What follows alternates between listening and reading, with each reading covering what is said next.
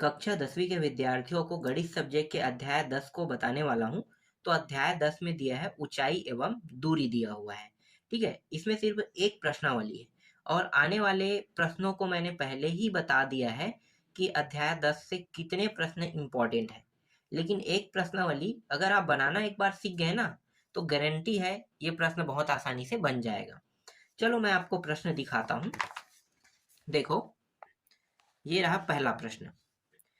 जमीन पर स्थित किसी बिंदु से 90 मीटर दूर स्थित मीनार के शिखर का उन्नयन कोण 30 अंश है। तो मीनार की ऊंचाई ज्ञात कीजिए। ठीक है, इसके लिए जो सूत्र है उसको मैं पहले बताऊंगा, क्योंकि उसी सूत्र का उपयोग करके 1 से लेके 4 तक के प्रश्नों को बनाएंगे। क्योंकि 1 से लेके 4 तक के जो प्रश्न है वो सेम टू सेम है। ठीक है, ये प्रश्न सेम टू सेम है। ठीक है, इसी के तरीके से ये है, बस ज्ञात दूसरा करना है। देखो, ये वाला मैं अभी आपको समझाऊंगा, बहुत इजी हो जाएगा आप लोगों के लिए। ये भी प्रश्न है, वही प्रश्न है, बहुत इजी प्रश्न है। ठीक है, और दिखाता हूं मैं, सेम हल होगा, सेम टू सेम ये चारों प्रश्न। देखो, ये वाला है एक पतंग भूमि से 60 मीटर। ठीक है, निकालना क्या है, इसमें लंबाई निकालना है। ज्ञात भले दूसरे दूसरे मान को ज्ञात करेंगे, लेकिन और एक प्रश्न और है, ये है। इसके बाद इसी का ना टाइप चेंज हो जाएगा। तो अभी हम ये 4 प्रश्न एक ही टाइप से सॉल्व करके देखते हैं। ठीक है, देखो, एक सूत्र, जिस सूत्र का उपयोग करेंगे वो सूत्र है टेन थीटा। ठीक है, टेन थीटा वाला सूत्र है। और यहां पे रहेगा, इसे लिखते कैसे, टेन थीटा को लंब बटे आधार लिखते हैं ना, बस ये लिखते कैसे, टेन थीटा को लंब बटे आधार इस प्रकार से लिखते हैं। इसी सूत्र का उपयोग करके इन चारों प्रश्नों को बनाएंगे। ठीक है, तो जो पहला प्रश्न दिया हुआ था, पहला प्रश्न में क्या कहा है, एक बार मैं आपको और दिखा देता हूं। देखो, जमीन पर स्थित किसी बिंदु से 90 मीटर दूरी, ठीक है, जमीन से स्थित 90 मीटर दूरी स्थित, क्या कह रहा है, मीनार के शिखर का उन्नयन कोण कितना है, 30 अंश है। तो मीनार की ऊंचाई ज्ञात कीजिए। अब ये बता रहा है कि हमें क्या करना है, एक चित्र का निर्माण करना है, जैसे ये कहा है। तो मैं आपको ऐसे ही बताता हूँ। देखो, जमीन पर स्थित कर रहा है, मतलब 90 मीटर लंबाई का क्या रहेगा, एक रेखा रहेगा। ठीक है, 90 मीटर, एक बिंदु दूसरा बिंदु, 90 मीटर रेखा बन गया। फिर मीनार की ऊंचाई की ओर जाते हुए 30 सेंटीमीटर का क्या करना है, उन्नयन कोण बनाना है। कैसे, देखो मैं अब आपको समझाता हूँ, बहुत आसान रहता है ऐसे चीज, ऐसे प्रश्न। सबसे पहले 90 मीटर का एक हमें क्या करना है, रेखा खींचना है। तो यहाँ पे मैं खींच लेता हूँ, ये रहा एक रेखा। ठीक है, ये 90 मीटर का है। यहां से यहां तक जाने में 90 मीटर रहेगा। तो 90 मीटर का रेखा, इसे ए पॉइंट और इसे बी पॉइंट नाम दे देते हैं। ठीक है, ए और बी। अब क्या कह रहे हैं, ऊंचाई मतलब मीनार बनाना है। तो मीनार कहाँ पे रखूं, ए पे भी, बी पे, कहीं पे भी रख सकता हूँ। ठीक है, तो उन्नयन कोण डिसाइड करेगा कि मीनार कहाँ पे रहेगा। तो अगर मान लो मैं यहाँ पे कोण बनाता हूँ, तो कोण बनाऊंगा तो ये ऊपर उठते हुए, क्योंकि चांदे की सहायता से 30 अंश का कोण बनाओ ना, तो ये कहाँ पे जाएगा, ऐसे जाएगा, इस तरह से बिल्कुल जाएगा। तो यहाँ पे उन्नयन कोण, तो शिखर कहाँ पे है, यहाँ पे आ गया शिखर। तो इन दोनों पॉइंटों को मिला लो इस तरह से। तो ए बी और ये बन गया सी पॉइंट। और इस प्रश्न में क्या कहा है, मीनार की ऊंचाई, मतलब यहाँ से यहाँ की ऊंचाई जो अभी हमने मिलाया है ना, उन्हीं की ऊंचाई बताना है इस प्रश्न में। तो यही चीज याद करना है, तो मैं ऊंचाई बस लिख लेता हूँ। ठीक है, और सूत्र कौन सा उपयोग करेंगे, ये वाला सूत्र उपयोग करने वाले हैं। यहां तक आपको समझ में आ गया। ठीक है, त्रिभुज कौन सा है भाई, जो जो दिया पहले लिख लो उसको। तो प्रश्न में दिया क्या था, दिया है, देखो बहुत आसान प्रश्न है। यहां तक अगर आप समझ गए ना, मतलब इतनी आसानी से प्रश्न बना लोगे कि लगेगा कि नहीं कि ऐसे प्रश्न भी होते हैं जो देखने में टफ रहते हैं, लेकिन सबसे आसान सॉल्यूशन रहते हैं। ठीक है, दिया क्या है, ये दिया है ना, और इसे हम क्या क्या दिया है प्रश्न में, कि जमीन पर स्थित किसी बिंदु से 90 मीटर दूरी स्थित कह रहा है ना, तो इसे हम दूरी बस लिख लेते हैं। तो ए और बी, ए बी की दूरी कितना है, 90 मीटर। ठीक है, और क्या दिया है, उन्नयन कोण दिया हुआ है ना, तो उन्नयन कोण लिख लो। तो यहाँ पे लिख लेते हैं उन्नयन कोण। ये भी दिया था, कितना दिया था, 30 अंश दिया हुआ था। और कुछ दिया है क्या, नहीं है। और ज्ञात क्या करना है, तो यहाँ पे लिख लेते हैं ऊंचाई, ऊंचाई h जिसे हमने माना है, और यही मान क्या करना है, निकालना है। ठीक है, सूत्र क्या है, सूत्र है टेन थीटा बराबर लंब अपान आधार। ठीक, अब कैसे रखोगे, तो देखो टेन थीटा ये जो होता है थीटा होता है, इसका मान कितना है, 30 अंश। तो यहाँ पे मैं रख दूंगा 30 अंश, थीटा के बराबर जो ये अंश है ना, ये बराबर होता है। तो टेन के बाद ये जो थीटा है इसके जगह पे मैं रखूंगा 30 अंश, तो मैं लिख लेता हूँ टेन 30 अंश। ठीक है, अब लंब और आधार कह रहा है, तो लंब कौन है, जो ऊपर की ओर जा रहा है, ये जो ऊंचाई है ना, इसे हम लंब कहते हैं, और आधार जमीन को कहते हैं, तो ये आधार है ए बी। तो मैं यहाँ पे लिख लेता हूँ BC अपान AB। ठीक है, BC का मान कितना होता है, चलो यहाँ पे अब मानों को रखेंगे। टेन 30 अंश का जो मान है वो त्रिकोणमिति सारणी में देखोगे तो कितना होगा, त्रिकोणमिति सारणी जानते हो ना, देखना नहीं आता है तो देख लेना एक बार। ठीक है, 1/3 होता है। 10 के 30 अंश में चार्ट में जब देखोगे तो 1/3 वहां पे आपको दिखाई देगा, तो इसके जगह पे आ गया 1/3। ठीक है, इसका मान इतना होता है। और BC का मान कितना है, h, मतलब हमने h माना है ना ऊंचाई को, और A से B का मान कितना है, 90। इस तरह से आपको क्या कर देना है, 90 लिख लेना है। ठीक है, यहां तक क्लियर हो गया। ठीक, h को यहीं पे रहने देते हैं। अब हल बस करना है, 90 को इस साइड ले जाते हैं, तो तिरिया गुणा के रूप में ये ऊपर चला जाएगा, तो आ गया 90/3, और यहाँ पे बचेगा क्या, h। ठीक है, h बस बचेगा। अब ऐसे प्रश्नों को हल आसानी से नहीं किया जा सकता, तो हल कैसे करेंगे, हल करने के दो तरीके हैं। ठीक है, सबसे आसान तरीका कर लेते हैं। कक्षा 9वीं वाले विद्यार्थियों को जब मैं पढ़ा रहा था तो परिमेयकरण पढ़ाया था ना, तो परिमेयकरण कर लेते हैं। तो इसे हम कहते हैं हरों का परिमेयकरण, हरों का परिमेयकरण करने पर हरों का परिमेयकरण मतलब हर जैसा मान हम और लेंगे। तो हर में कितना दिया है, देखो पहले से ये है, इसे हम ऊपर को अंश कहते हैं और नीचे को हर कहते हैं। हर में कर्णी 3 है, तो कर्णी 3 का ऊपर और नीचे गुणा, इसी को हम कहते हैं परिमेयकरण। ठीक है, और यहाँ पे क्या है, h दिया जैसा ही लिख लेंगे। इन दोनों को गुणा करेंगे, नीचे नीचे वाले के साथ, ऊपर ऊपर के साथ गुणा हो जाएगा। ठीक है, तो ये 90 और गुणा हो जाएगा कर्णी 3 का, और इन दोनों को गुणा होके ये हो जाएगा, नीचे में कितना आ जाएगा, पूरा 3 आ जाएगा। ठीक है, ये आ गया पूरा 3। ठीक है, ये आधा है, ये आधा है, समझना ना, दोनों कर्णी के अंदर में रहेगा तो दोनों क्या है, आधा आधा है, आधा आधा से ये पूरा 3 बन गया गुणा होके। और यहाँ पे h 3 का पहाड़ा पढ़ते हैं, तो 3 तिया 3 शून्य, तो उत्तर क्या आ गया, 30 कर्णी 3 आ गया h का मान। तो ऊंचाई निकल गया ना, कितना आया, 30 कर्णी 3। यही क्या है, मीनार की ऊंचाई है। ठीक है, मीनार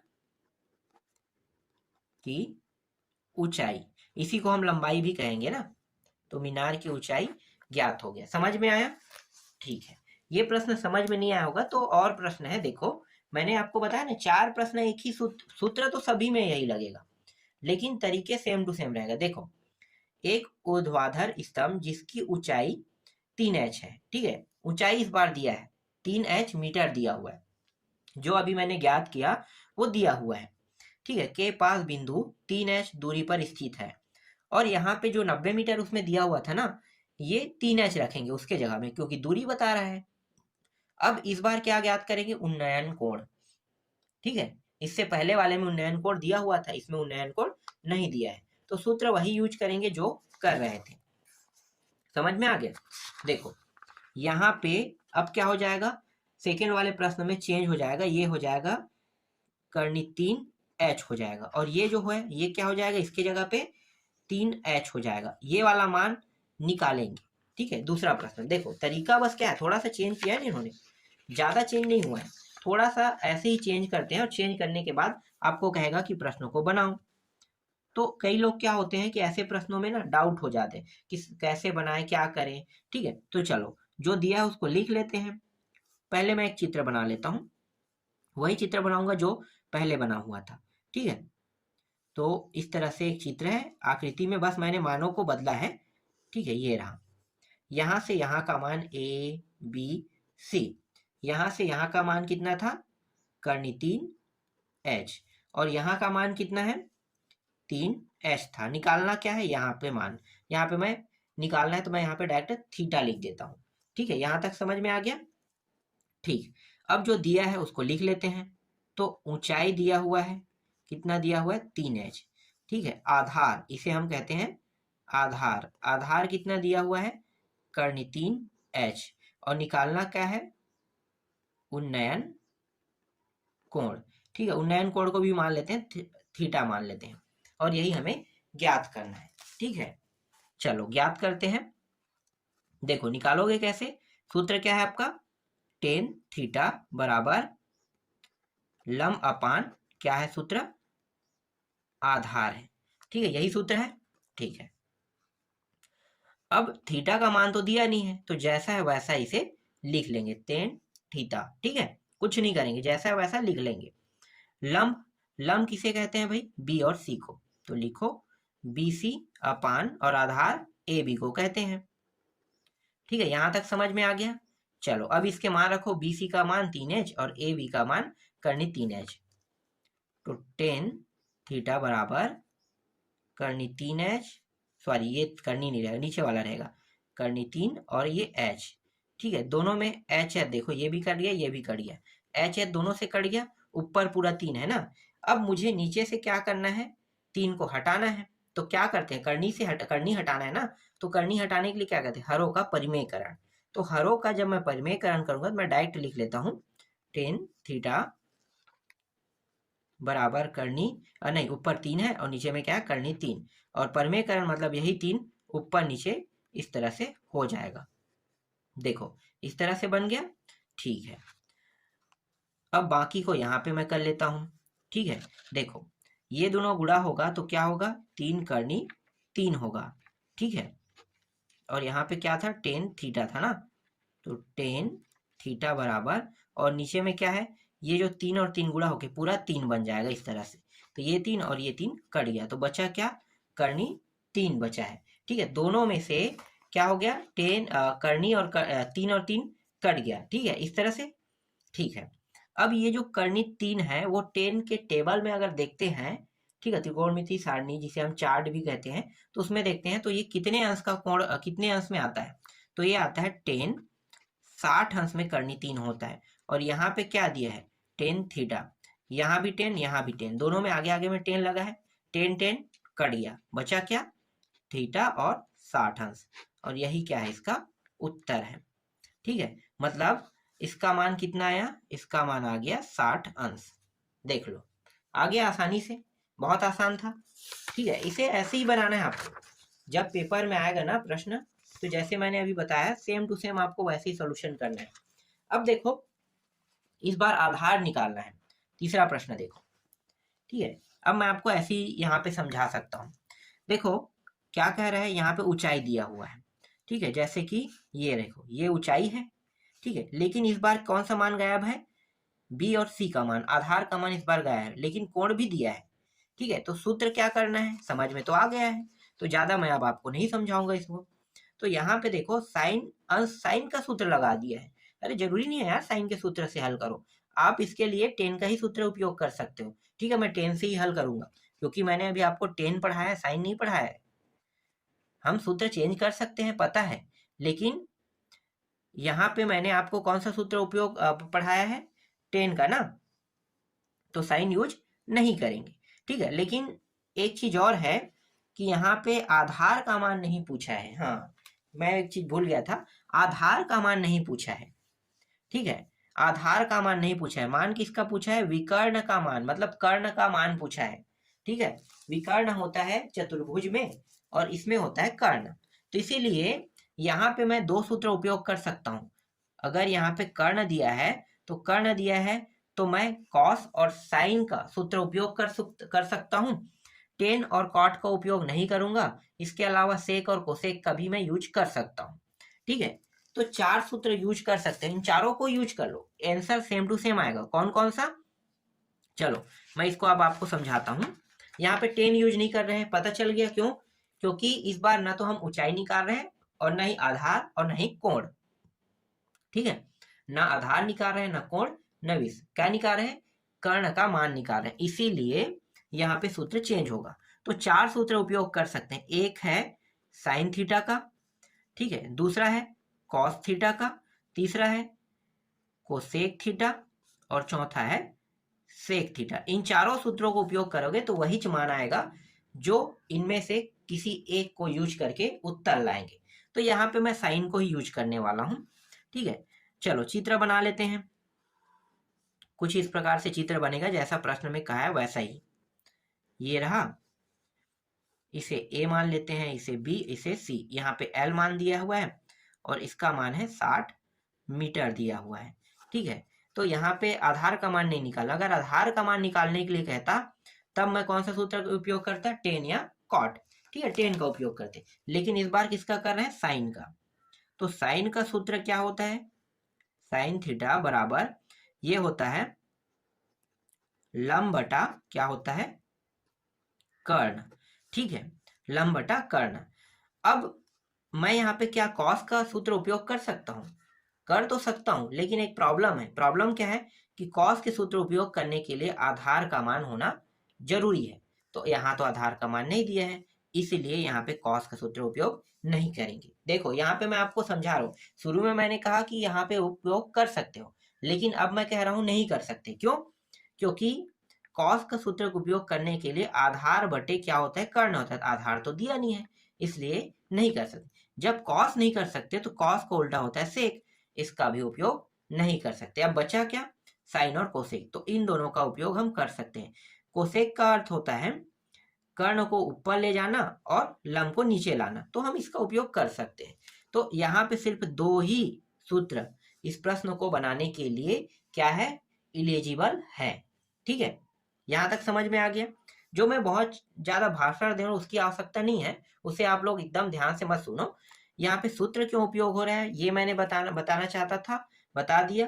टेन हम उपयोग क्यों नहीं कर रहे हैं? क्योंकि यहाँ पे न तो इसका मान निकालने के, न इसका, न ही इसका। ठीक है, निकालने के लिए है कर्ण का, इसलिए टेन और कॉट उपयोग नहीं हो सकता। चलो हल करते हैं हम। साइन थीटा बराबर लंब का मान कितना है? 60। ठीक है, या बीसी लिख लो, मैं डायरेक्ट लिख देता हूँ 60। और कर्ण का मान क्या है? एल है, तो कर्ण का मान एल लिखो। और इसका मान कितना रखेंगे? थीटा का मान 30 अंश। तो यहाँ पे आ जाएगा साइन 30 अंश बराबर 60/L। साइन 30 अंश का मान अगर त्रिकोणमिति सारणी में देखते हैं तो ये होता है 1/2, 60 और L। त्रिकोण इसको तिरिया गुणा कर लो और ये 2 है ऊपर ले जाओ, तो ये L ऊपर आ गया, 60 गुणी 2 हो गया, तो L बराबर 6 दूनी 12, 120 मीटर। ठीक है, उत्तर कितना आया? 120 मीटर कर्ण का मान आया। यही क्या है? आपका प्रश्न का उत्तर है। समझ में आ गया? देखो बहुत छोटा सॉल्यूशन था। ठीक है, चलो आगे दिखाता हूं मैं चौथा प्रश्न। इसमें ना बहुत सारे ऐसे तरीके दिए होते हैं जो टफ होता है, लेकिन टफ नहीं है, बहुत इजी सॉल्यूशन रहता है इसका। देखो इस प्रश्न को, किसी स्तंभ के पास बिंदु से 15 मीटर ऊंचे एक भवन, ठीक है, भवन के शिखर का उन्नयन कोण 30 अंश है तथा भवन के पास बिंदु से स्तंभ के शिखर का उन्नयन कोण 60 अंश है, तब स्तंभ की ऊंचाई ज्ञात कीजिए। ठीक है, जैसा कहा वैसा चित्र बना लेते हैं। पहले चौथा प्रश्न में इन्होंने क्या कहा है कि 15 मीटर का क्या होगा? एक ऊंचा भवन शिखर बनाएंगे। ठीक है, तो जैसे कि यहाँ पे इस तरह से 15 मीटर शिखर वाला, तो यहाँ से यहाँ की दूरी तो कुछ होगा ना, दिया नहीं है लेकिन कुछ तो रखेंगे, तो हम इसे x मीटर मान लेते हैं। ठीक है, अब यहीं से मैं क्या करूंगा? उन्नयन कोण कह रहे 15 मीटर जहाँ पे है, इसी को ध्यान देते हुए एक उन्नयन कोण बनाना है जो ऊंचे शिखर की ओर जाएगा इस तरह से। ठीक है, तो यहाँ पे 30 अंश का उन्नयन कोण का है ऐसे, और इसको मिला लो इस तरह से। ठीक है, सॉरी, इसे 60 अंश के लिए करना है, और इस शिखर को मिलाने के लिए 30 अंश वाला ऐसे बनेगा।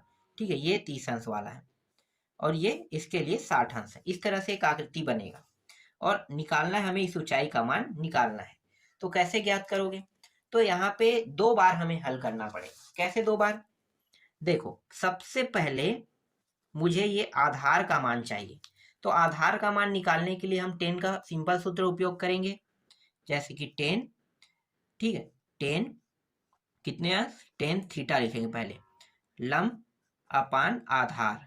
ठीक है, तो यहाँ पे देखो ये वाला जो त्रिभुज है इसमें ये 30 अंश बना रहा है, इसका मतलब 10 क्या रखेंगे, 30 अंश, लंब का मान कितना है, 15। ठीक है, मैं डायरेक्ट रख रहा हूँ 15, और आधार कितना है, x। इसका मान कितना होता है, तो 10 30 का मान होता है 1 अपान करनी 3, 15 अपान x। इस तरह से इन दोनों का तिर्या गुणा हो जाएगा, तो ये हो जाएगा, ये ऊपर आ गया x और ये यहाँ पे आ जाएगा 15 और ये हो गया करनी 3, इतना प्राप्त हुआ। ठीक है, इतना मीटर।